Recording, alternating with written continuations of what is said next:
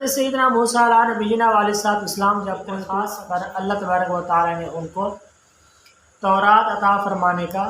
وعدہ انہیں کیوں ہلاکت کے حالتیں بدل چکی ہے، دیکھا کہ یہ تو وہ قوم جو میں نے چھوڑ کر گیا تھا۔ صلی اللہ علیہ وسلم علی رسول الکریم، اما بعد فاعوذ باللہ من الشیطان الرجیم، بسم اللہ الرحمن الرحیم۔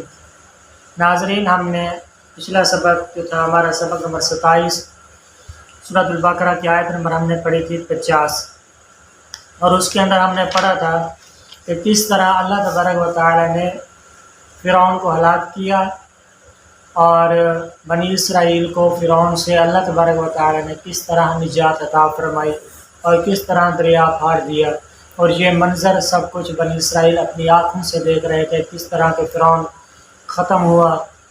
ہم نے یہ بھی پڑھا تھا کہ فرعون کا نام کیا تھا، فرعون کیا ایک شخص کا نام ہے یا کوئی لقب ہے۔ آج ہم پڑھیں گے سورۃ البقرہ آیت نمبر 51 اور 52 کے اندر، جو ہمارا سبق نمبر ہے آج کا 28۔ اس کے اندر آج ہم پڑھیں گے کہ فرعون کو ہلاک ہو گیا، فرعون سے نجات مل گئی بنی اسرائیل کو، اس کے بعد کیا ہوا اور تورات کیسے عطا ہوئی، اور پھر بنی اسرائیل نے بچڑے کی پوجا کیسے شروع کی۔ اللہ تبارک و تعالی نے ارشاد فرمایا وَإِذْ وَاعَدْنَا مُوسَىٰ 40 لَيْلَةً ثُمَّ اتَّخَذْتُمُ الْعِجْلَ مِن بَعْدِهِ وَأَنْتُمْ ظَالِمُونَ۔ اللہ تبارک و تعالی نے ارشاد فرمایا، اور یاد کرو اس وقت کو جب ہم نے موسیٰ علیہ السلام سے 40 رات کا وعدہ فرمایا، پھر اس کے بعد تم نے بچڑے کی پوجا شروع کر دی، من بعد ذلک لعلکم، اس کے بعد تم نے بچڑے کی پوجا شروع کر دی اور تم ظالم تھے، ثم عفونا عنکم من بعد ذلک لعلکم تشکرون، پھر اس کے بعد ہم نے تمہیں معافی دی تاکہ تم احسان مانو۔ یہ آیت نمبر 51 اور 52 کے اندر جو اللہ تبارک و تعالیٰ کی طرف سے بنی اسرائیل پر نعمت عطا کی گئی، اس کا خلاصہ کچھ یوں ہے کہ فرعون تو ہلاک ہو گیا، اب فرعون اور فرعون کی آل یعنی اس کے پیروکار یعنی اس کے ماننے والے جو اس کا لشکر تھا فرعون اور فرعونیوں ہلاکت کے بعد حضرت موسیٰ علیہ السلام اپنی قوم کو لے کر مصر کی طرف جب لوٹے تو ان کی درخواست پر اللہ تبارک و تعالی نے ان کو تورات عطا فرمانے کا وعدہ فرمایا کہ میں تمہیں تورات عطا کروں گا، کتاب۔ تو اللہ تبارک و تعالی نے ان سے حضرت سیدنا موسیٰ علیہ نبینا علیہ السلام سے پہلے 30 دن اور پھر 10 دن کا اضافہ کر کے 40 دن کی جو مقررہ مدت جو ہے نا اللہ تبارک و تعالی نے مقرر فرمائی۔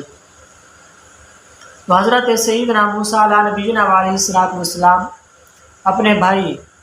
حضرت ہارون علیہ نبینا علیہ السلام کو اپنی قوم پر اپنا نائب بنا کر، خلیفہ بنا کر، ان کے سپرد اپنی قوم کر کے حضرت موسیٰ علیہ السلام کوہ طور پر تشریف لے گئے اللہ تبارک و تعالیٰ کی ملاقات اور تورات کی عطا ہونے کے لیے۔ حضرت سیدنا موسیٰ علیہ نبینا علیہ السلام جب کوہ طور پر تشریف لے گئے تو 40 دن رات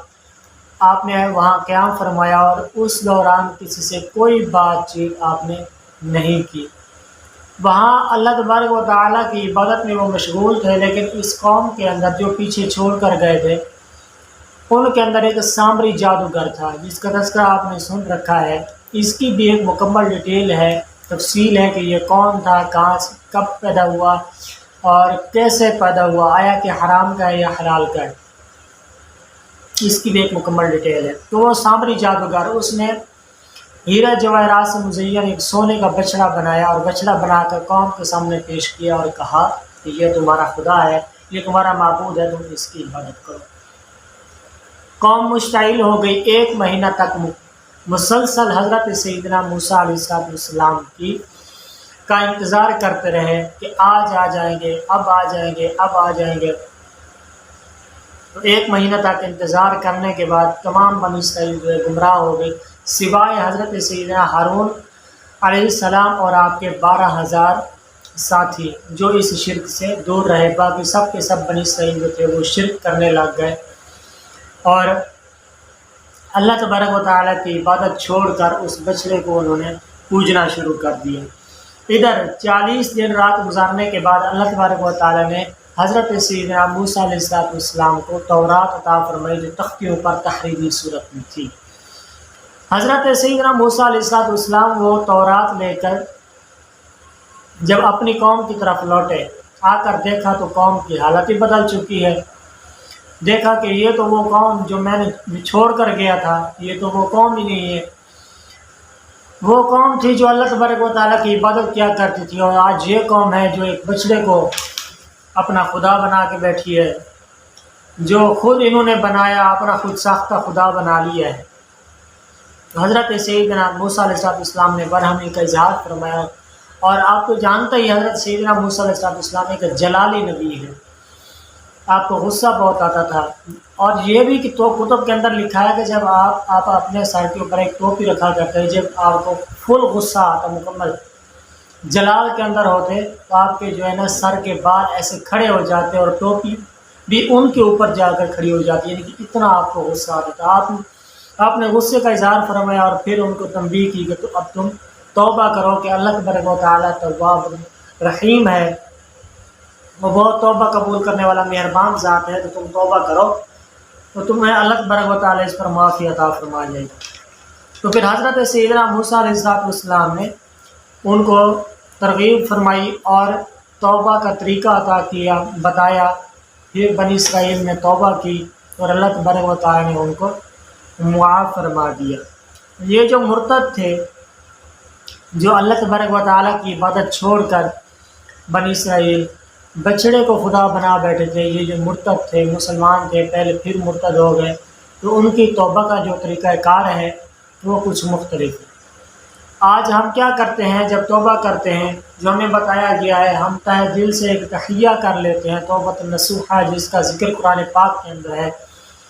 کہ دل سے تحیہ کر لینا، اللہ تبارک و تعالیٰ سے ڈر جانا، اس سے معافی مانگ لینا، اور پھر جس گناہ سے معافی مانگی ہے دوبارہ اس کی طرف جانا اتنا ناممکن ہو، اتنا مشکل ہو، جس طرح کہ حضرت صلی اللہ علیہ وسلم نے فرمایا کہ گائے کے تھنوں میں سے دودھ نکلا ہوا واپس جانا مشکل ہوتا ہے، یعنی نہ تو نکلا ہوا دودھ، چوا ہوا دودھ تھنوں کے اندر جا سکتا ہے، جس طرح وہ مشکل ہے، اس طرح تمہارا اس گناہ کی طرف، ہر گناہ کی طرف توبہ کرنے کے بعد جانا مشکل ہو۔ لیکن بنی اسرائیل کا جو طریقہ کار تھا وہ کچھ مختلف تھا۔ حضرت سیدنا موسیٰ علیہ السلام نے جو ان کو طریقہ بتایا تھا وہ ہم پڑھیں گے سورۃ البقرہ کی آیت نمبر 54 کے اندر، تفصیل کے ساتھ اس کو ذکر کیا گیا ہے۔ تو آج تک کے لیے اتنا ہی، اور اس سبق کو یاد کریے گا، اور ہم ملیں گے انشاءاللہ آپ کو ایک نئے سبق کے ساتھ۔ تب تک یاد رکھیے گا اپنا، اور دعاؤں میں یاد رکھیے گا ہمیں۔ اگر آپ ہمارے اس چھوٹے سے چینل پر نئے ہیں تو پلیز اس کو سبسکرائب کریے گا اور بیل آئیکن کو پریس کریے گا، تاکہ ہماری ہر آنے والی ویڈیو جو ہے، ہمارا چھوٹا بڑا سبق جو ہے آپ تک بر وقت پہنچتا رہے۔ آمین آمین بجاہ نبی الامین صلی اللہ علیہ وسلم۔